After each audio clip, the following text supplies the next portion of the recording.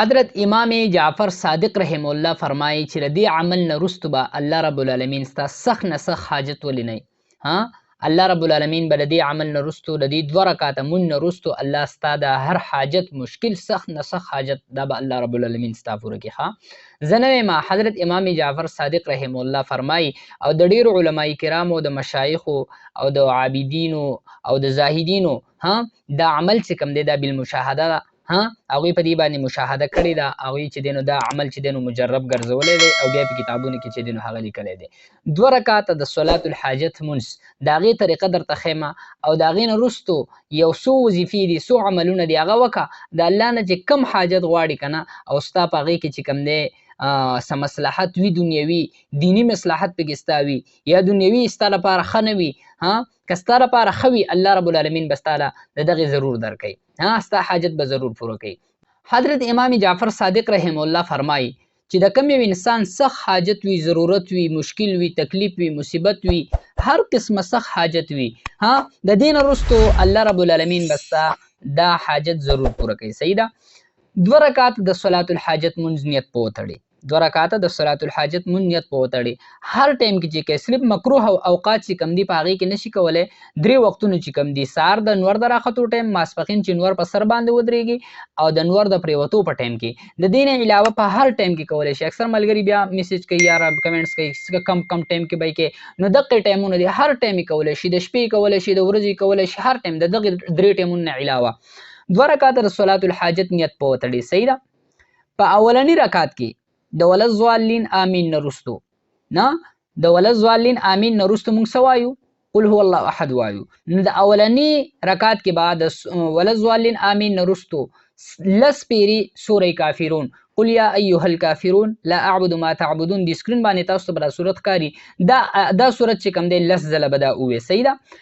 بیا به رکوع ته ښکته شي، رکوع به وکړي، سجدې به وکړي، کوم چې عام مونځ کې خلک کوي. بیا به راپاسي، 2م رکعت چې کله ودرېدي نو بیا به 2م رکعت شروع کړي، الحمد به ووایي او ولضالین آمین به ووایي. د آمین نه وروستو به 10 پیرې سوره اخلاص ووایي. صحیح ده. 10 پیرې چې کله سوره اخلاص ووایي بیا به رکوع له لاړ شي، د رکوع نه چې پاسي سجده به وکړي، خپل مونځ به په عامه طریقه چې کوم مونږ مونځ کوو په هغه طریقه باندې به خپل مونځ پوره کړي. صحیح ده. چې کله تا مونځ پوره کړو د هغې نه وروستو اوس مین ځای چې کوم دی که نه هغه دا دی. هغې نه وروستو به 10 ځله 3مه کلمه ووایي، سبحان الله والحمد لله ولا اله الا الله والله اکبر ولا حول ولا قوة الا بالله العلي العظیم. 10 ځله به دا 3مه کلمه ووایي. د هغې سره به 10 ځله درود شریف ووایي. 10 ځله به درود شریف ووایي. هر درود شریف چې دله درځي په مانځه کې چې کوم وایو، که دا درځي که بل درځي، هر یو چې درځي هغه درود شریف به ووایي. د هغې نه وروستو به 10 ځله دا دعا ووایي، ربنا آتنا فی الدنیا حسنه وفي الآخرة حسنه وقنا عذاب النار، کوم چې موږ په مانځه کې وایو. د هغې نه وروستو به په ډېر خشوع وضو سره لاسونه اوچت کړي، پوه شوې. 100 ځله به دا ووایي، یا ربي یا ربي یا ربي یا ربي یا ربي. 100 ځله به دا لفظ ووایي. صحیح ده. الله رب العالمین ته به آواز وکړي. چې کله دی دا یا ربي یا ربي 100 ځله پوره کړو، د هغې نه وروستو به لاسونه تا اوچت کړي وي، خپل حاجت په الله رب العالمین ته وړاندې کړي. الله پاکه زما دا حاجت دی، په خشوع وضو سره په ښکلې طریقې سره چې ستا دیان ټول الله ته وي. صحیح ده. الله څومره چې ستا دیان سیوا او الله رب العالمین ته په الله د یقین سیوا او ستا ضرور حاجت چې کوم دی دا به الله رب العالمین زر تر زر پوره کړي. ستا د اخلاص پورې منحصره ده چې ته څومره په اخلاص سره به دعا وکړي. دعا به موږ په کومه طریقه باندې کوو، موږ له دعا چلوم نه راځي.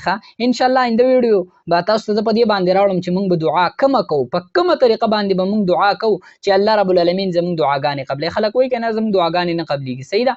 نو بیا به دعا انشاءالله آینده ویډیو به تاسو ته په دې باندې راوړم.